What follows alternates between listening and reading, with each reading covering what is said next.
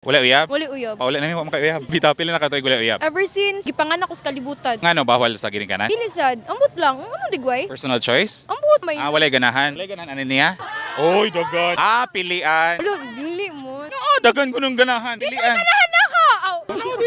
Pero open ka sa relationship. Open. Unsay ganahan mo sa lalaki? O kung laki ba imong ganahan? Ay, bawal ba? Sorry. Bawal? Ay, sorry. Laki. Unsay type mo sa lalaki? Gwapo. Wala ko'y type actually. Insay ganahan. Okay, ganahan na ako. Nga, ganahan po ka. Ganahan po ko. Okay ra, goods Okay lang. ra ni. Taas po. Naitaas dira? Ay mga gagmay man na mo di ay. Unsa di ka bisihan? Busy jud ko sa school. Wa gud ko'y time para mo entertain og mga boys. Mismo sila mo give up na lang pod tungod kay wa ko'y time nila. So nay mga naninguha. Naa, chat. Gisagot Sa chat. Nya di man sila masagot sa chat. Ano man, dili ka ready in person? Di sila ganan matubang digway na ako. Tay sa ningon ka nga dili ganahang chat lang. Kalibog ka storya.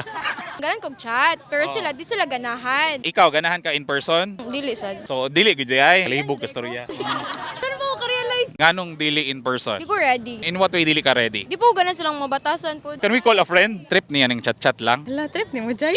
Dili na ko, dili. Sa imong pagkailaan niya, unsay trip niya sa kalalaki? Kaya siya mga intelligent type, Oo. kana mga bayoton. Okay, salamat sa pag-confirm. Nalibog yun yung kastorya. Mensahe na lang sa buhon nimong karelasyon. Please be patient dayon hulat ako. Busy pa ko. Sige, thank you. Naitay kastorya nga tarong.